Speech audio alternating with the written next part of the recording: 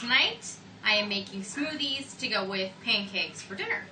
And I thought I would show you what I put in our smoothies because I put some kind of strange things, but we've all decided we like them, and the kids even asked for them to be made this way specifically.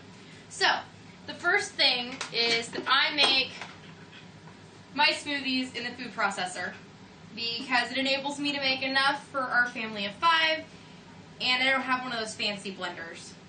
And I've never had luck with blenders. So, anyways, the most important thing when you first put your food processor together is to make sure the blade is in it and in it the correct way, because very little makes me quite as angry as when I'm making smoothies, put everything in and realize I forgot the blade.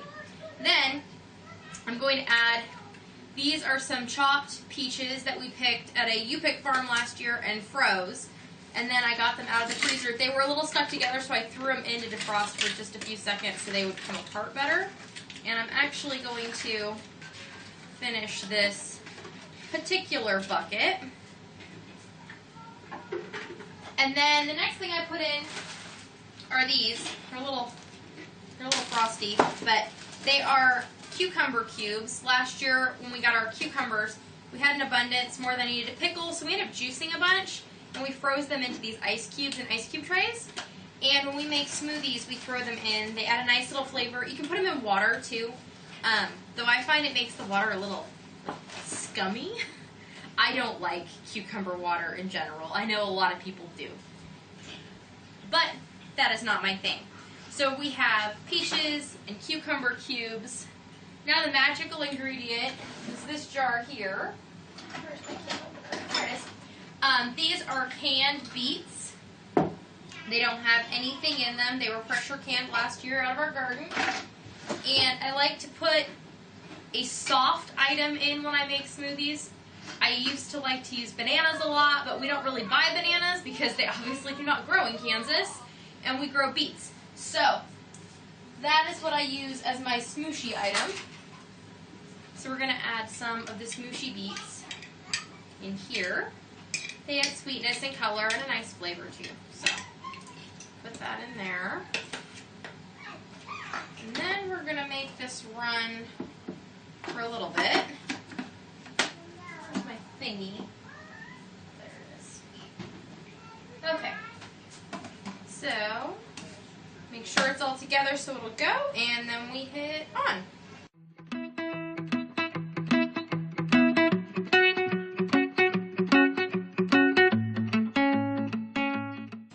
Then I like to check and see how everything is doing, and it's obviously smooshed down some. And I usually add some honey or something for sweetness, and today I have a jar of apple jelly that was in the fridge, so I'm just going to use that as some sweetness, because I use it like honey in my tea.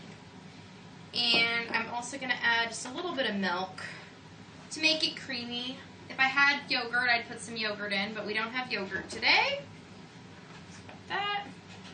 And by the look of it, I can add a little more beets because everything is pushed down.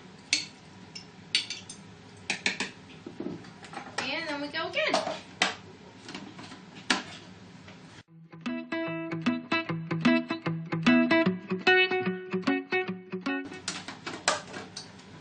Open it up. Make sure everything is blending okay. I think I might throw a few more of these cubes in just to finish out this bag.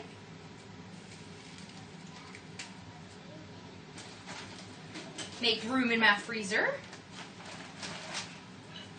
And I'll put the lid back on and let that go for just a bit more.